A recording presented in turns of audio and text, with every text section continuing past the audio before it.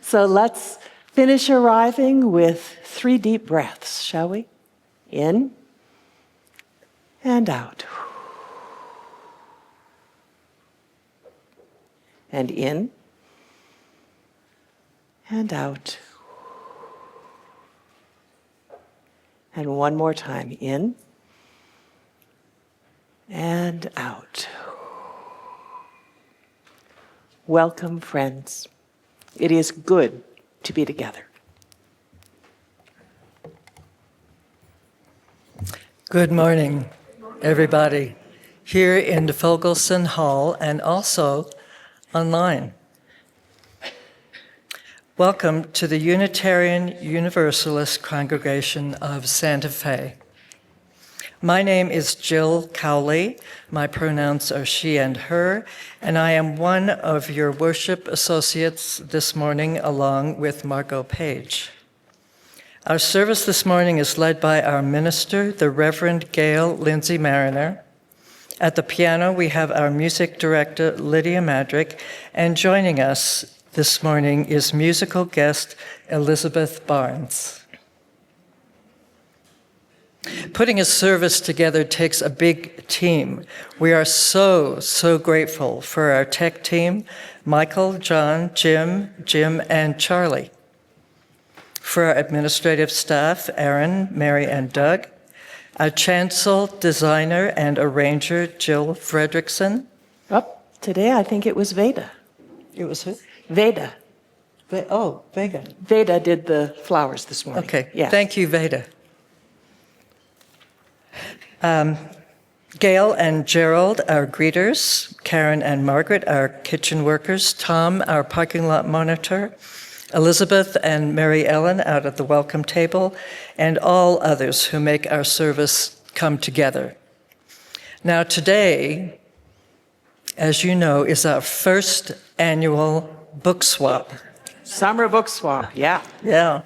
So we invite you, if you brought a book and haven't yet put it on the tables, please feel free to do so. And if you would like, we invite you to put a sticky there on the tables inside the book saying why you liked this book and your name, if you would like to. And this way, at the end of the service, we'll be free to go up and pick a different book than we brought, so that the note inside the book will serve as a connection between those who gave the book and those who picked up the book. Okay. So now let's sing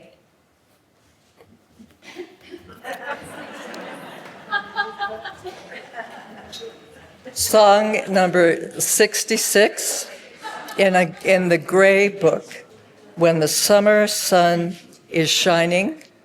And please stand if you would like to.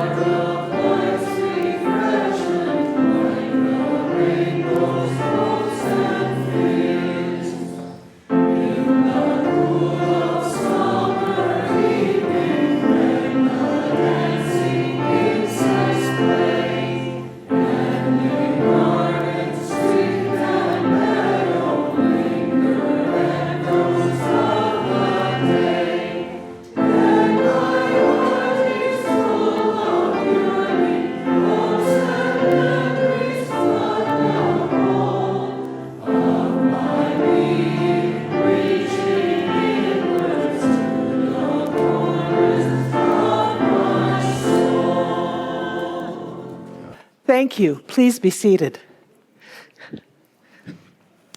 Nothing like opening up the hymnal and realizing you forgot your glasses. Everything else I can print large, but hymnals in tiny font. Our opening words this morning are from Carl Sagan, who wrote, "A book is made from a tree.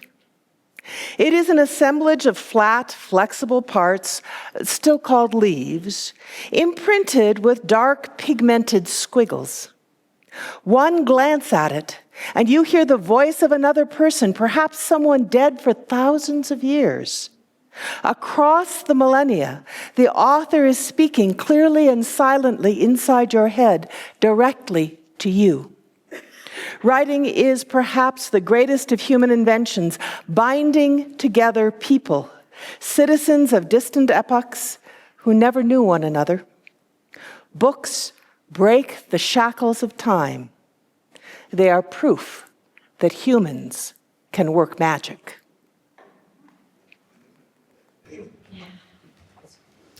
As we light our precious chalice flame, we can reflect on what brought us here this morning.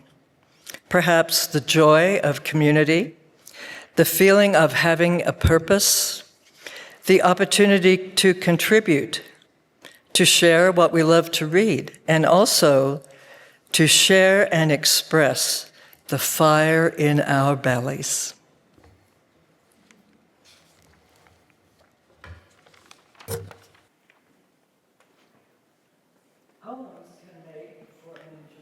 Summer read. And where better to turn for a jolly poem but Lewis Carroll, who demonstrates that humorous poems can also have an important message. Here are excerpts from a Lewis Carroll poem that may be familiar. The sun was shining on the sea, shining with all his might. He did his very best to make the billows smooth and bright, and this was odd because it was the middle of the night. The walrus and the carpenter were working close at hand. They wept like anything to see such quantities of sand. If this were only cleared away, they said it would be grand. "Oh, oysters, come and walk with us," the walrus did beseech. A pleasant walk, a pleasant talk along the briny beach. We cannot do with more than 4 to give a hand to each. The walrus and the carpenter walked on a mile or so, and then they rested on a rock conveniently low, and all the little oysters stood waiting in a row. "The time has come," the walrus said, "to talk of many things, of shoes and ships and sealing wax, of cabbages and kings, and why the sea is boiling hot and whether pigs have wings." "A loaf of bread," the walrus said, "is what we chiefly need. Pepper and vinegar besides are very good indeed.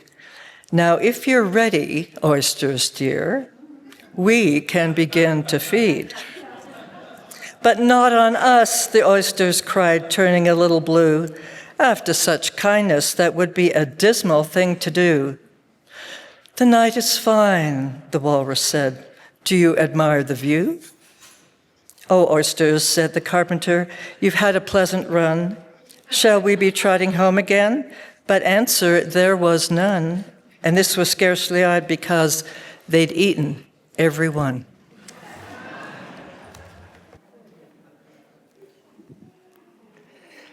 So I am curious. I know that this is a congregation full of readers.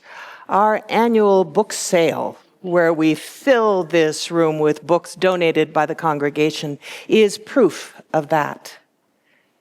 So what are you reading, friends, this summer? And why are you reading? Do you read for comfort, for distraction, for entertainment? Do you read in order to understand the world, to gather needed information and skills, to explore different worldviews and perspectives, to transform yourself, or to transform the culture? Do you read for inspiration, perhaps? Or looking for spiritual depth? Do you read to build community, to have something to talk about with your neighbors? Why is it that you choose what you choose to read? When you reach for a book, and in here we're including paper books and e-books and audiobooks, they all count. When you reach for a book, what kind of book do you find yourself reaching for? Okay, think for a moment. Now, tell a neighbor. Go ahead, what kind of book do you reach for? Do you reach for mysteries, science fiction, cookbooks? What do you reach for? Tell your neighbor. Just tell your neighbor very briefly. Okay.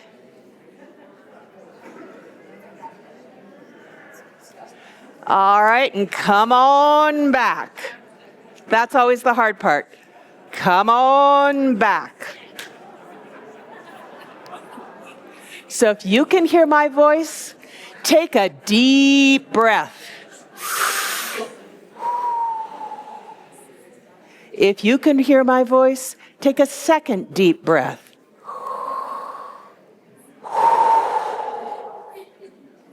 If you can hear my voice, take one more deep breath.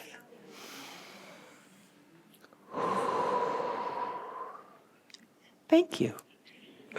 I don't know about you, but I have a hard time answering that question I just asked because I find that I use books for lots of different things. I still use cookbooks when I want to find a recipe. We keep the dictionary next to the dinner table, and quite often we'll be looking up a word origin or definition in the course of the meal. So one of the things that I use books for is information. Now, I also use books to read and research and study and explore new ideas and different points of view, to understand the present, the past, and all of us human beings and why we do what we do. All ministers, but maybe especially Unitarian Universalist ministers who do not work with a lectionary, scheduled set of readings, have to find something worth talking about most Sunday mornings. And it's really nice to be able to anchor your musings in conversation with several other thinkers or authors who've been working through a topic long enough to get published on it, you know? That way, I know, and you can know, I'm not just giving you my own opinions, but trying to invite you into a dialogue. And having read several authors and trying to connect their work to my life and our UU values and this community and the times we are living in, I often have a small and hopefully helpful aha to share with you that nobody else has written about yet. In any case, I read a lot of books on a wide range of diverse topics, not enough to be an expert, but enough to prompt a conversation. So that's a second way that I use books. A third way is for pleasure and community. And we do a lot of that here. There have been any number of book study groups and conversation book groups. A while back, I joined a book group in my neighborhood in El Dorado. I joined for several reasons. First, because I liked the person who invited me. Second, because none of the members go to this church.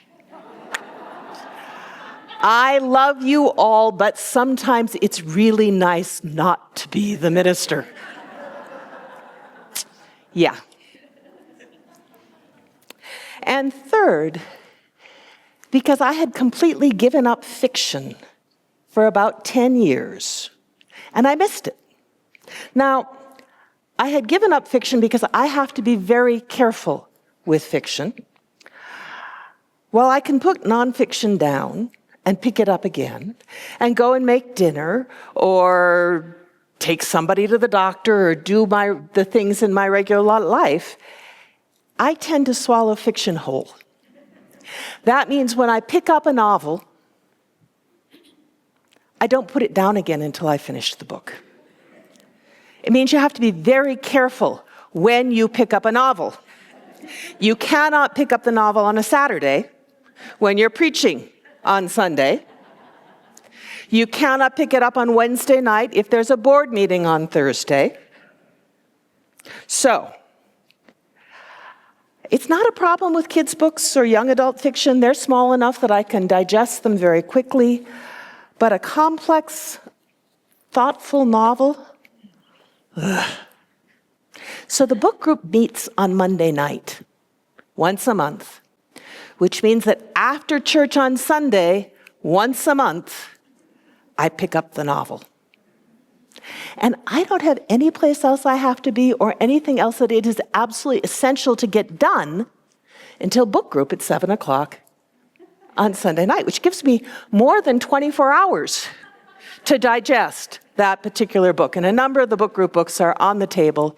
They're probably the ones that don't have anything written in them, just so you know.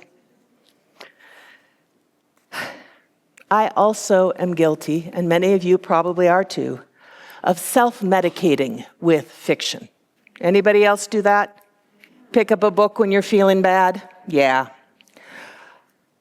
If I'm feeling down or overwhelmed, I reach for a book that I know will whisk me into some other world. Books I have already read work particularly well for this for me because knowing how they end, they're more comforting, there's less suspense, but they're also less likely to trigger a binge. I discovered a little while ago that humanist Alain de Botton and the School of Life have a book they've published called The Therapeutic Library, which prescribes novels, particular novels, for various emotional and psychological maladies. So if you are madly in love, or bored, or angry, or in the depths of grief, they have a title for you and an author. Bibliotherapy resonates with me as an idea. But I suspect here at UU Santa Fe, we could crowdsource our own therapeutic curriculum just by asking, right? So what do you read when you're falling in love? What do you read when you're worried about your kid? What do you read when you're in that moment of climate collapse angst? There are titles that can help with any of those things. And finally, I read for a whole lots of other reasons, but I'm only going to name one more right now. I read as a spiritual practice. Poetry, essays, books by spiritual and religious thinkers from many faith traditions and perspectives. And in those cases, I usually read with a pen in hand and often with a journal nearby.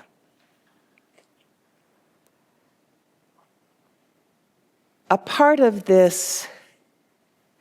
a part of this spiritual reading, one of the things that I'm looking for are books that will help me conjure the future that I want us to be able to live in together. Books that are clear-sighted and grounded in the past, but that reach beyond this present moment when things feel so chaotic, towards the possibility on the far side.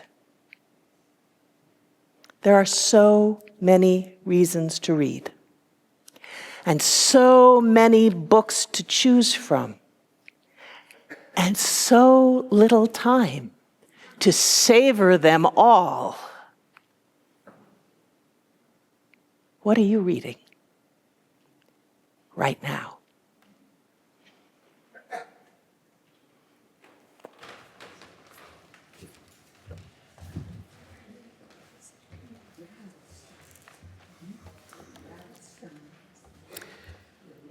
Each Sunday, we place 4 stones in our chalice to remind us of 4 beautiful questions we are always asking. How can we best honor the sovereignty of the land and the First Nations peoples who have inhabited Ogopoge, this white shell water place, since long before we arrived? How do our choices unwittingly create conflict and strife, and how we might choose differently to create peace? How can we live more lightly on the planet to mitigate climate change and to help regenerate our biosphere? And how do we honor our many differences and simultaneously reach across them to connect and live together? May we flourish together as we live these questions.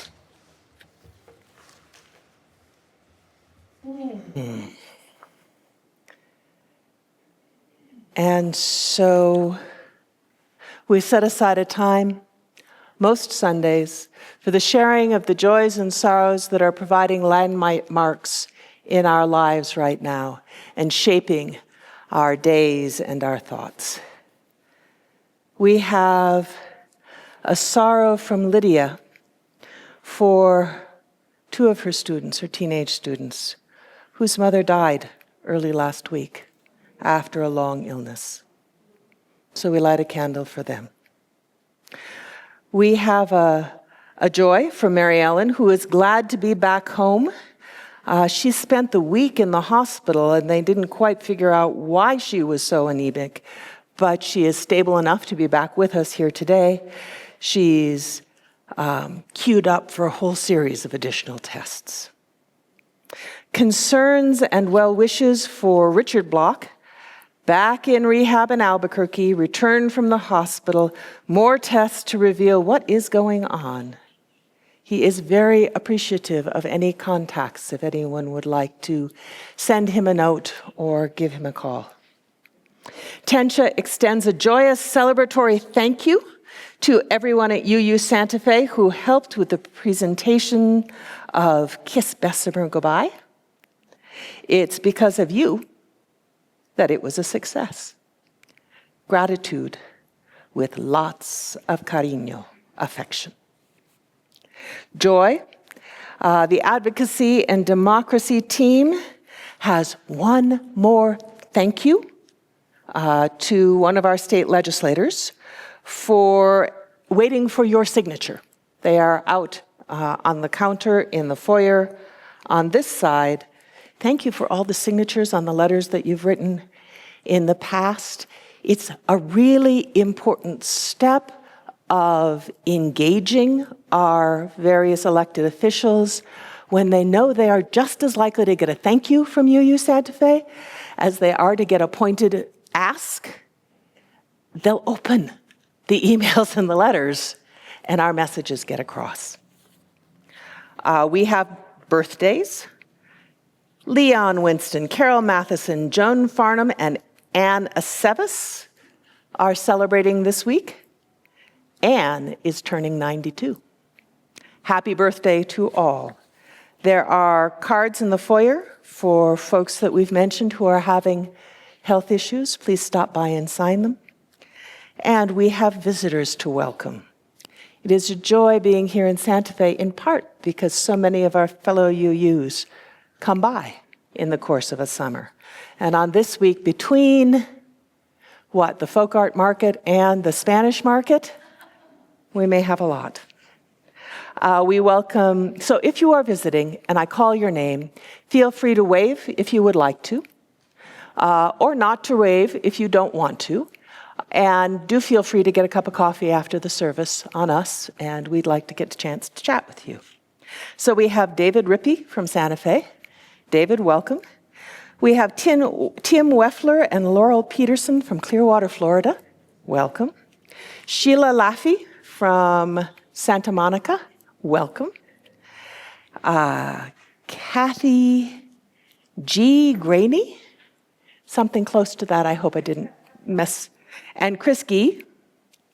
And Sean Gardner. Welcome to all of you. Thank you for being with us. And now, if you would, we know that there are joys and sorrows that we've shared, but we know also that there are sorrows and joys that we are carrying in our hearts and have not yet spoken. So we're going to light another candle for those, and then we're going to sing Spirit of Life.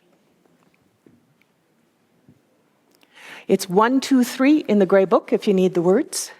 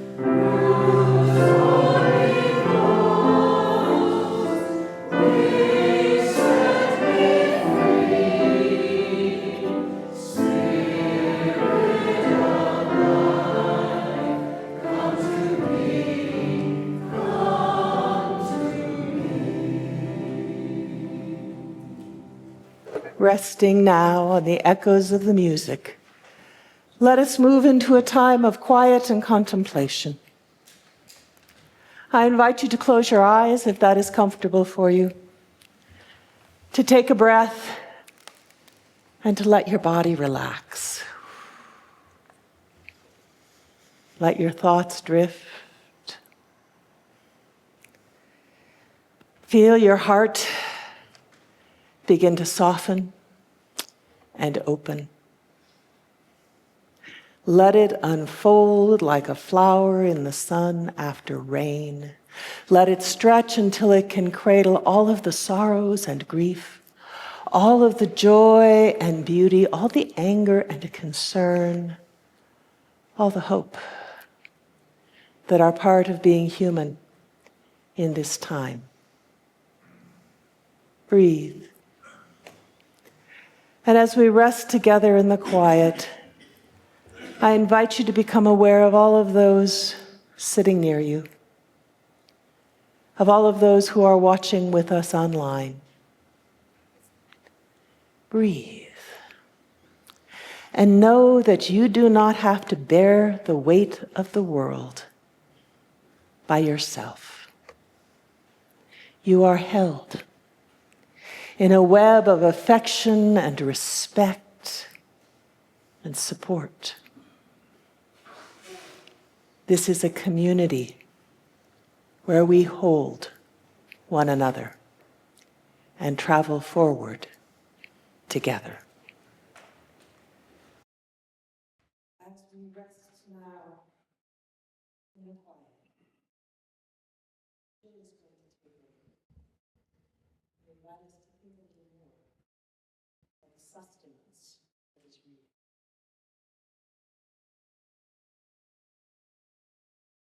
Take another deep breath and let ourselves sink into the chairs even more. Let yourself imagine and feel the joy of reading. What have you already read this summer?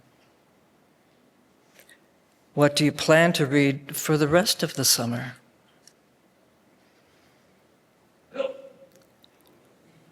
Have you read something lately that surprised you? And what do you read to get yourself in touch with the fire in your belly, the things that you are passionate about?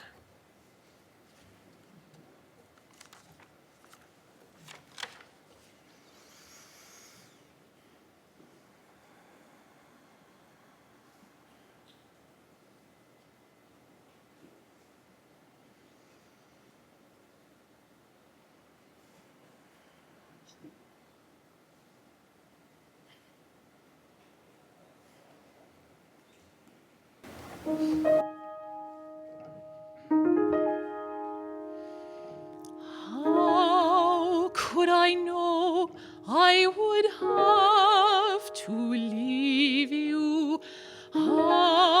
could I know I would hurt you so?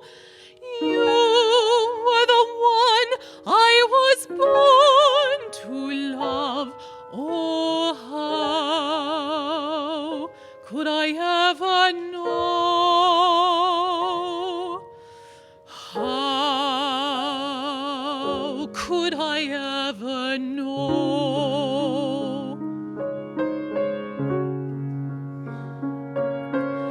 How can I say to go on without me? How, when I know you still need me so? How can I sing or to dream about me?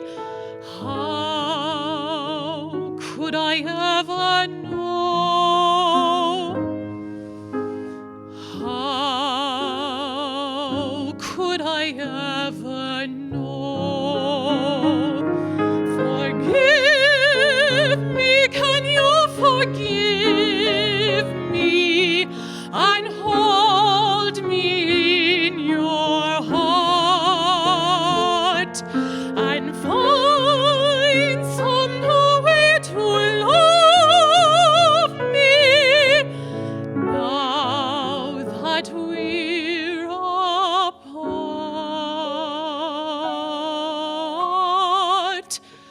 How could I know I would never hold you, never again in this world? But oh, sure as you breathe, I am there inside you.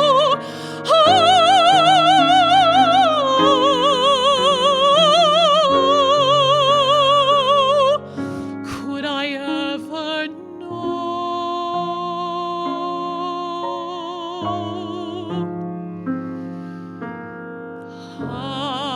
How could I ever know?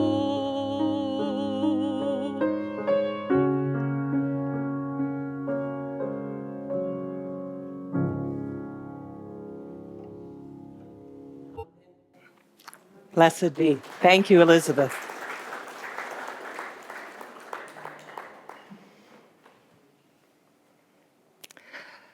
So, The Book Tree by Paul Sazajak, illustrated by Rashin Kieria. Nestled in the branches of a tree, Arlo opened his book and breathed in. Beginnings were always the best part. They smelled as if all things were possible. Bonk.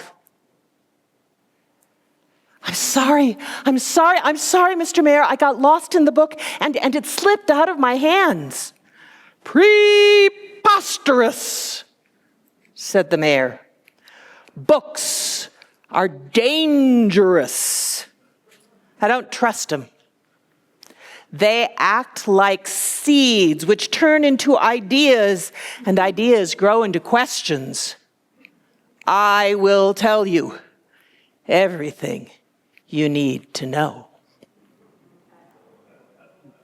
And so the mayor gathered up every book in the entire town, every book in the library, and he tore them up until all that was left was one single page that floated away in a passing breeze. Arlo chased the page. As it blew across the town, it reminded him of a dandelion seed drifting on a wish. And when it landed, the muddy earth swallowed it up, letter by letter, until it was also gone.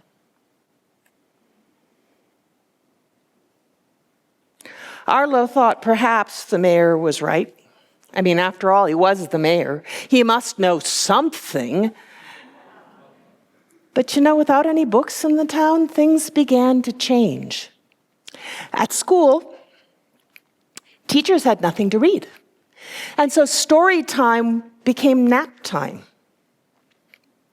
There were no cookbooks.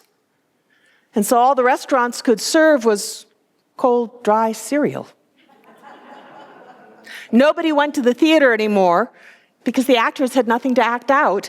And in the place that Arlo loved most, the library, the shelves were all empty. Arlo sat on the ground where that last page had disappeared, and he wrote in the dirt, "The end."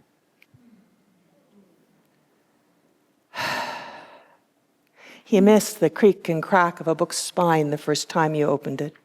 He longed for the smell and the texture of the pages, but most of all, he missed getting lost in the adventures.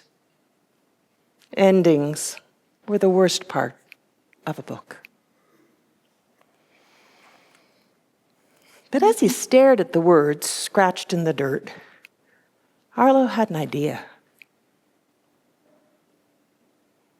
He sat down with his pencil and his paper, and he started to write. He let the ideas flow. And then he began reading his stories out loud to anyone who would listen. Nobody stopped. But as he read the stories, he heard something he thought he'd never hear again. He heard the creak, crack sound of opening a page, and he ran towards where the creak, crack came from. And there was a sprout springing out of the ground where that last page was buried. It began to open its leaves. It was begging Arlo for more words. And so every time that Arlo wrote a story and read it out loud, the sprout grew a little taller. When Arlo wrote a story about a giant, the tree grew tall, reaching up for the clouds. When he wrote about a fire-breathing beast, the branches of the tree became strong like dragon's claws.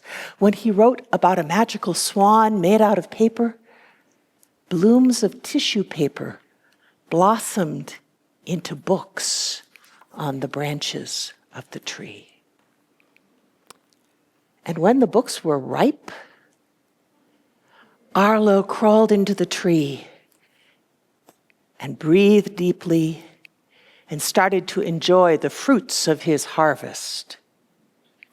Now, while he was up there in the tree, and in my imagination, it's kind of like our apricot tree, when he was up there in the tree, a friend wandered by beneath. "I'm so bored. There's nothing to do." "Well, you could try reading," said Arlo. "Wait, what? What's that in your hand? Is that a book?" "Yeah, come on up. It's a great story." And he pulled her into the tree, and they started to read. Now, soon there were flocks of readers all over the town, roosted in the limbs of the trees, books spread like pollen in the wind, and people grew hungry for reading again. Some wrote their own stories. Some became book gardeners.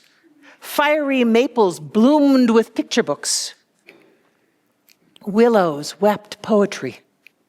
Fruit trees filled with cookbooks, of course, flourished.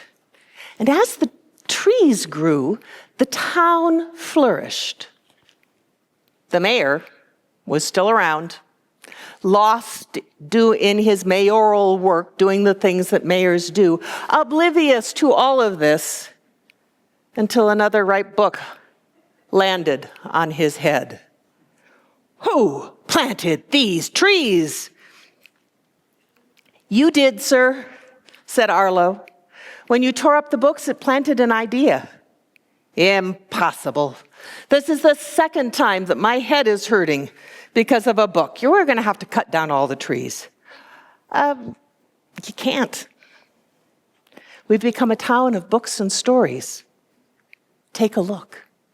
So the mayor wandered through the town. He had an incredible meal at one of the 5-star restaurants. He caught a show in the park. He lost himself in a story about a boy fishing for a whale in a puddle. Books did this? The mayor asked, astonished. Oh, no, said Arlo, handing the mayor a fresh-picked story.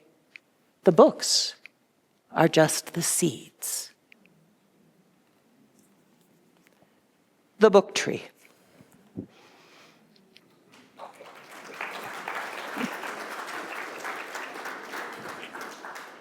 So I love kids' books as much as I love adult books, and that one was just too good to pass up.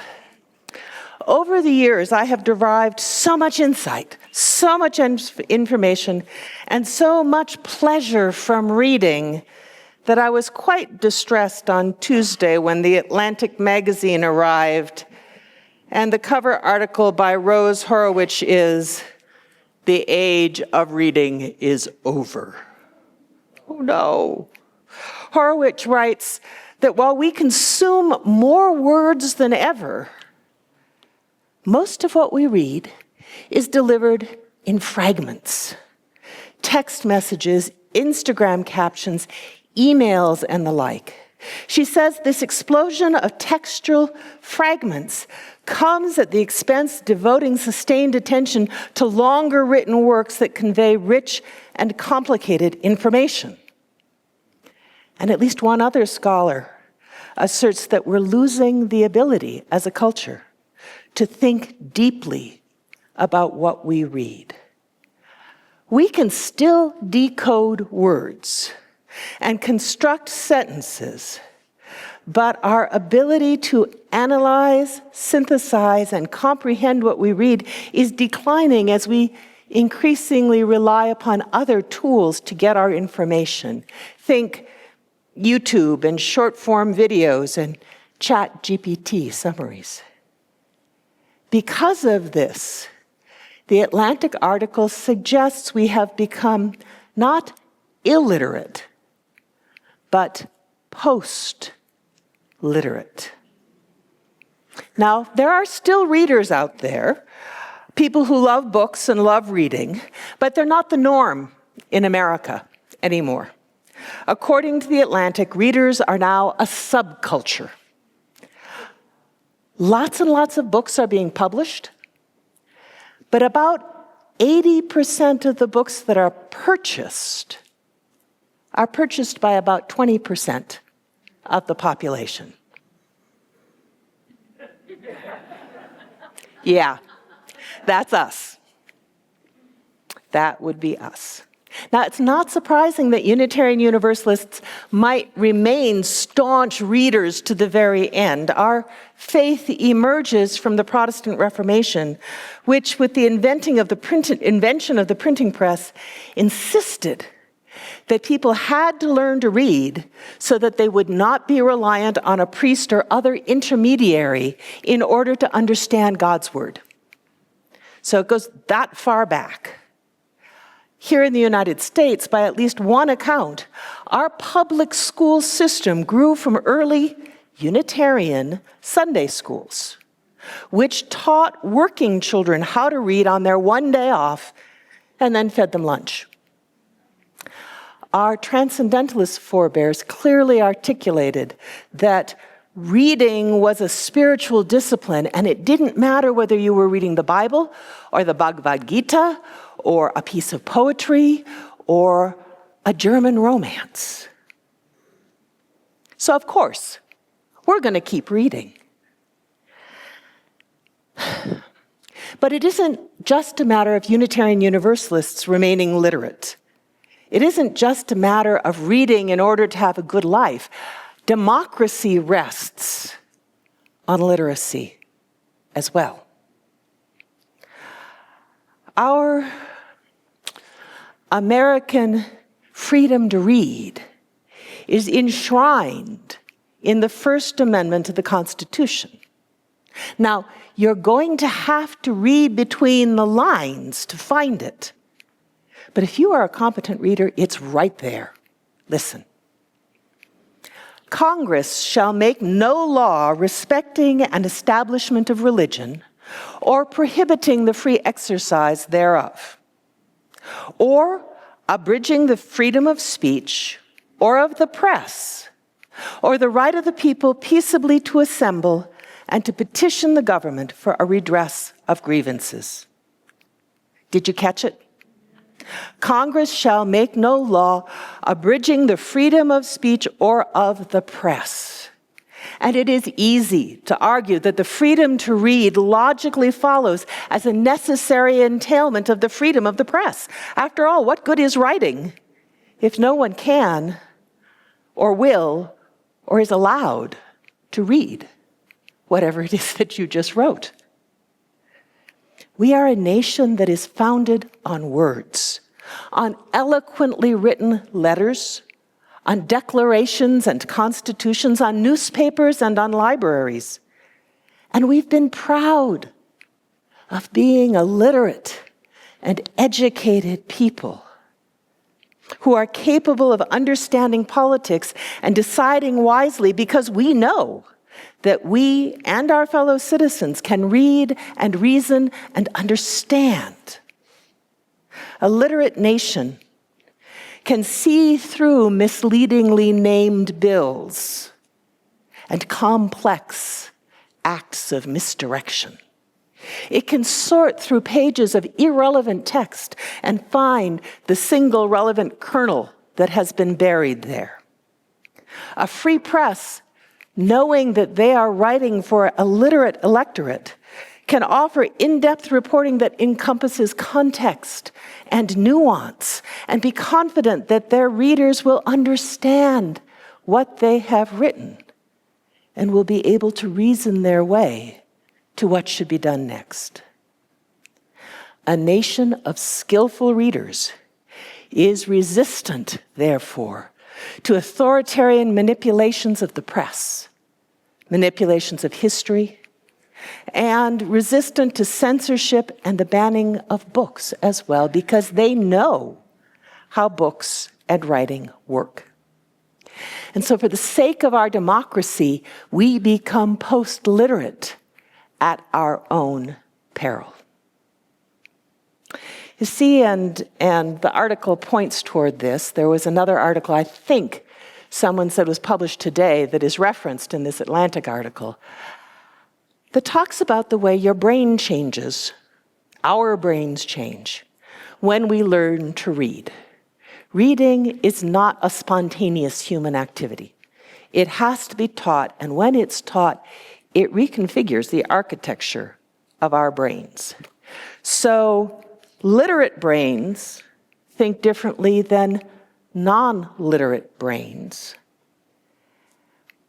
partly because words are permanent when they are written down. And when they are spoken, they are evanescent, they disappear. Permanent words, written down words, let you return to what is being said, has been said again and again, and to build on it. They talk about an experiment or a study early in the 20th century, where they were interviewing some folks who were just at the place where their culture was learning to read. And they were asking questions in tea houses and over soup, and they were saying questions like, okay, well, you know that bears that live in the north are white. And you know that this village is in the north. Can you tell me what color the bears are? Well, the folks who were accustomed to literate style reasoning were able to say that the bears are black, white, and red. You say lots of colors, but according to the syllogism, white. The folks who were not practiced in reading said, well, I can't answer that question. I've never been there.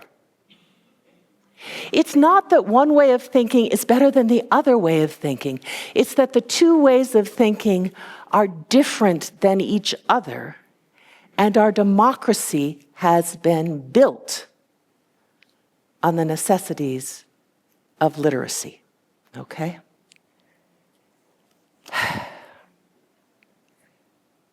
Scholars worry that with the decline of literary fluency and the move to a post-literate society, we're going to face an electorate that requires really simple explanations and then is more easily manipulated by unscrupulous actors who lean into emotion as a grounds for making a choice.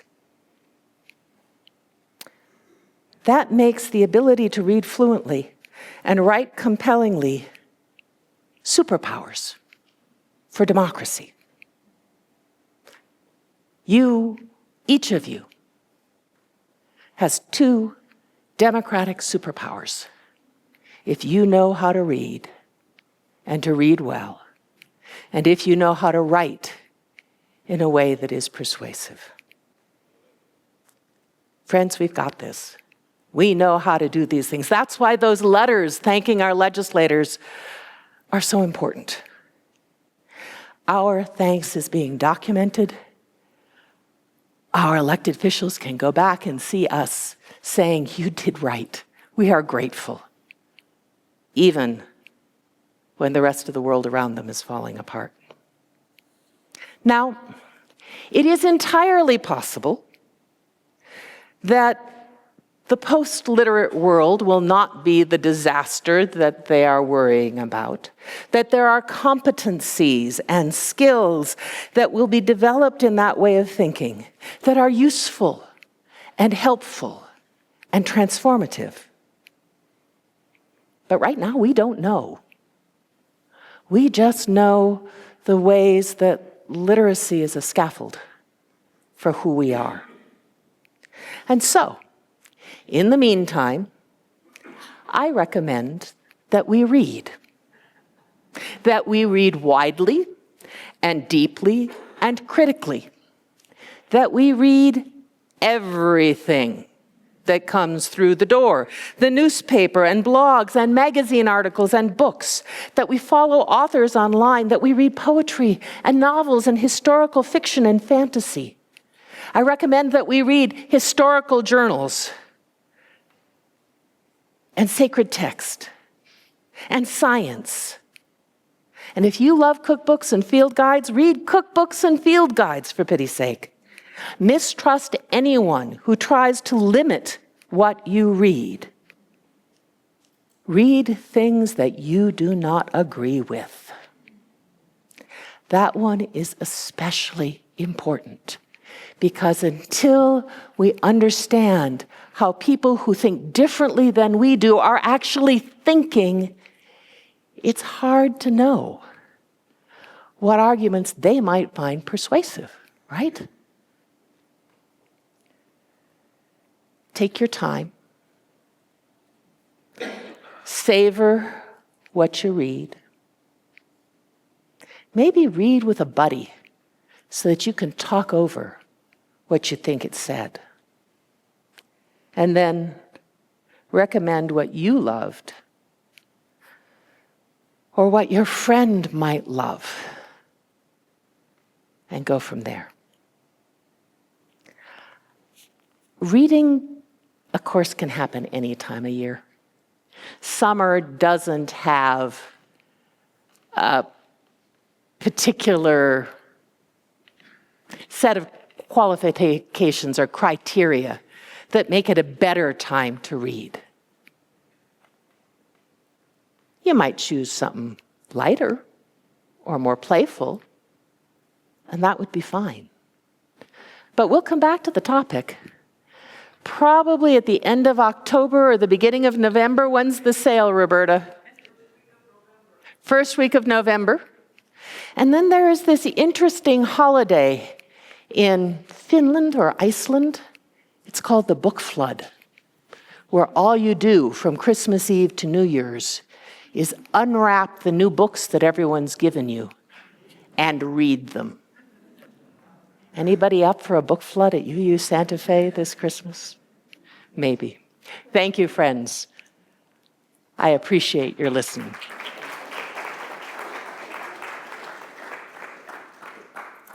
So here is a fragment for you to read. This is the number for the next hymn. 354, we laugh, we cry.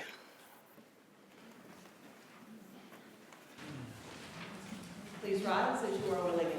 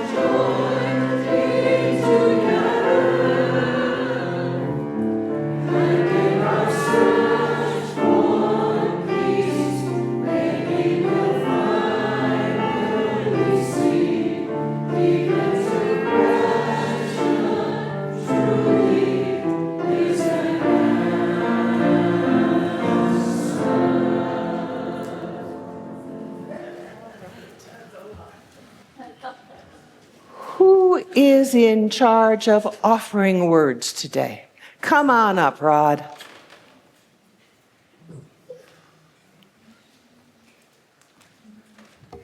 Thank you for knowing who you are.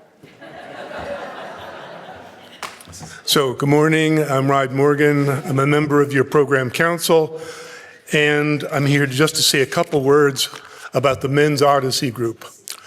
But it struck me when we were talking about their book swap today, a series of books that you may not be familiar with, but they're just wonderful. And it's called The First Ladies Detective Agency, written by Alexander Smith. A story about a heroine from Botswana, where I lived for many years. And although it's fiction, it really gives a wonderful feeling to the culture itself, really. It's a wonderful series if you ever get a chance to read that. So anyway, the Odyssey group, men's group, started 26 years ago by our first minister, Webster Kitchell. And we meet every first Tuesday of the month at 7 o'clock in the library here. And we have nice discussion and confidential conversation. And then we always have a fall retreat at the Ghost Ranch, which we'll do again this year in October. So I have blue handouts on the table outside if any of the men this morning would like to take one home and take a look at it. Otherwise, thank you very much for whatever you donate this morning for the offertory. It's very welcome. So you may not know it unless I tell you, so I'm going to tell you that even the music has a literary theme this morning. Both pieces that Elizabeth is singing are from The Secret Garden.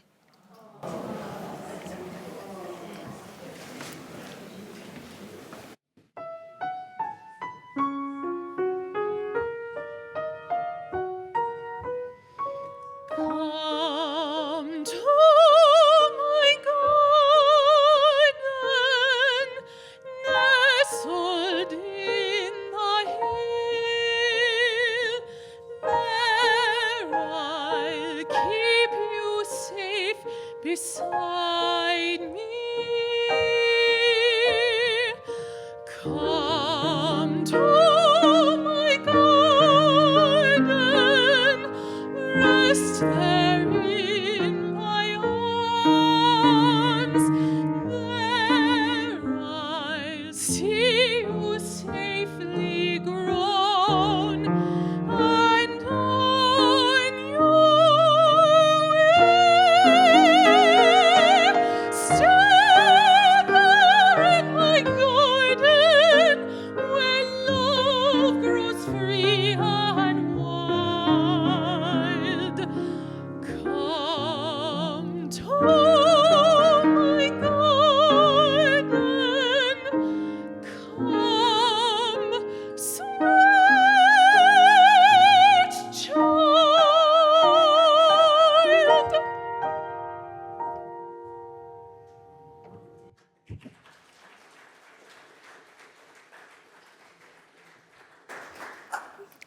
So we close with another bit of Lewis Carroll.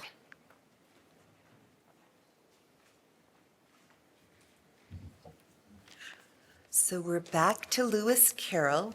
This poem is from the preface to Through the Looking Glass. Child of pure unclouded brow and dreaming eye of wonder, though time be fleet and I and thou are half a mile asunder, thy loving smile will surely hail the love gift of a fairy tale. I have not seen thy sunny face, nor heard thy silver laughter. No thought of me shall find a place in the young life's hereafter. Enough that now thou wilt not fail to listen to or read my fairy tale. A tale begun in other days when summer suns were glowing. a simple chime that served to time the rhythm of our rowing, whose echoes live in memory yet, though envious years would say, forget. Come, hearken then, ere voice of dread with bitter tidings laden shall summon to unwelcome bed a melancholy maiden. We are but older children, dear, who fret to find our bedtime near. Without the frost, the blinding snow, the storm wind's moody madness, within the firelight's ruddy glow and childhood's nest of gladness, the magic words shall hold thee fast, thou shalt not heed the raving blast. And though the shadow of a sigh may tremble through the story, for happy summer days gone by and vanished summer glory, it shall not touch with breath of bale the pleasance of our fairy tale. Please join hands with someone sitting near you. And let's close our service by speaking together. Please repeat after me. May love and skill be in our hands. May love and courage fill our hearts. May love and wisdom light our minds. May love flow through us and walk among us.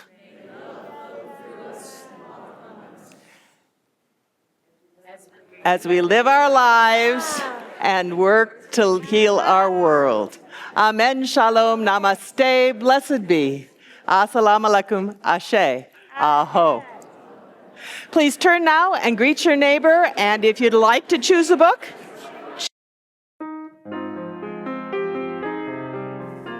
thank you for joining us today, friends.